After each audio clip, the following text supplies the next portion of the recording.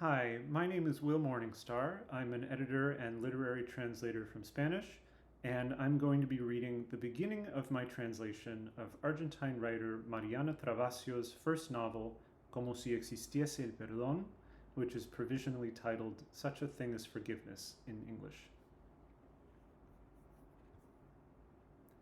1.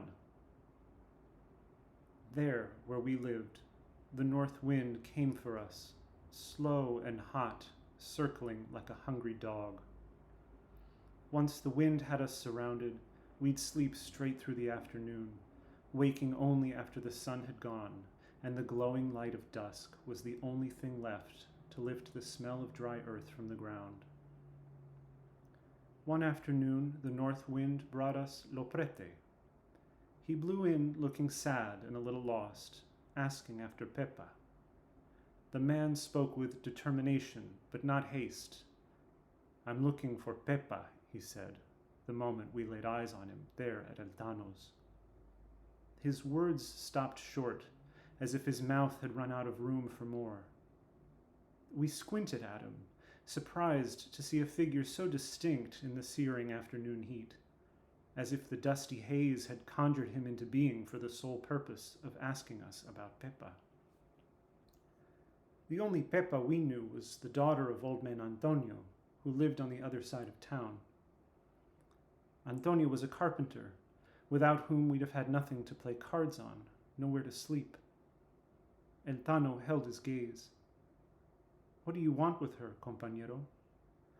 And Loprete, still no more to us than a hazy apparition, didn't even blink. "Listen, compadre, I'm looking for her because I lost her."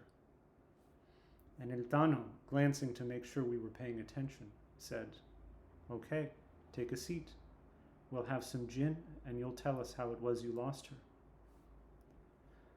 That was how we met Loprete. It turned out the Pepa he'd lost wasn't our Pepa. We'd suspected as much from the start. Loprete drank 5 glasses of gin that evening as darkness fell. And as for his Pepa, it wasn't so much that he'd lost her as it was that she'd left him. Eltano tried to help. "Stay with us. When the heat dies down, we'll all go out and look." But Loprete didn't like that idea. "I can't wait. If I wait, I'll lose her forever." And Eltano said, "No, there's nothing but desert out there, amigo. Relax, all in good time."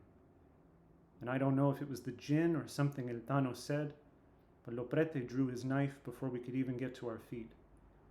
He went for Eltano's throat, and things got ugly. It's the heat, makes for bad tempers.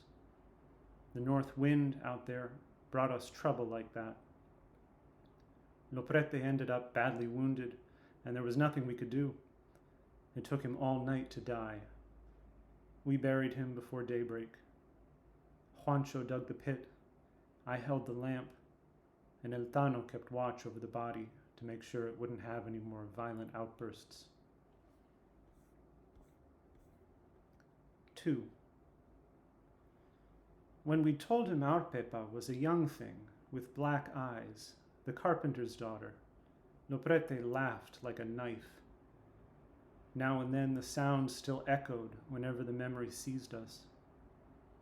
Eltano wanted to know about the arrangement between him and this Pepa he was looking for.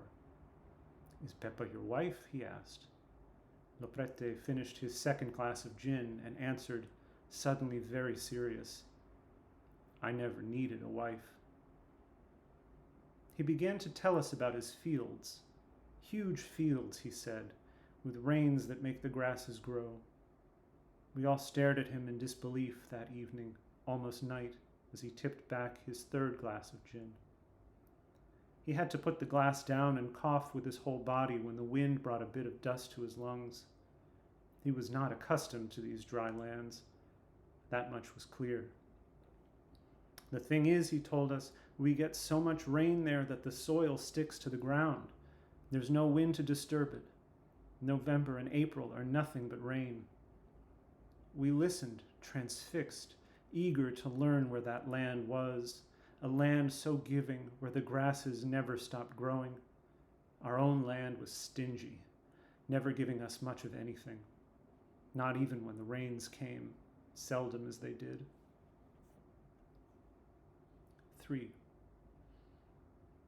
At first, we wanted to pound on the earth there, where we played cards, where we buried him. We wanted to pound on the earth so hard he'd wake up. The memory gripped us often in those days. We never spoke of it, but we all knew.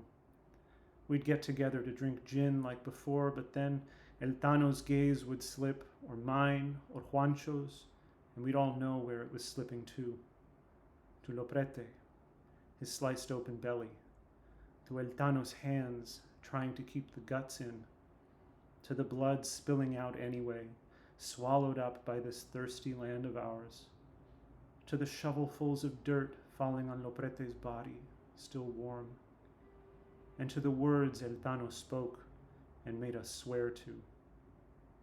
This never happened. Thanks.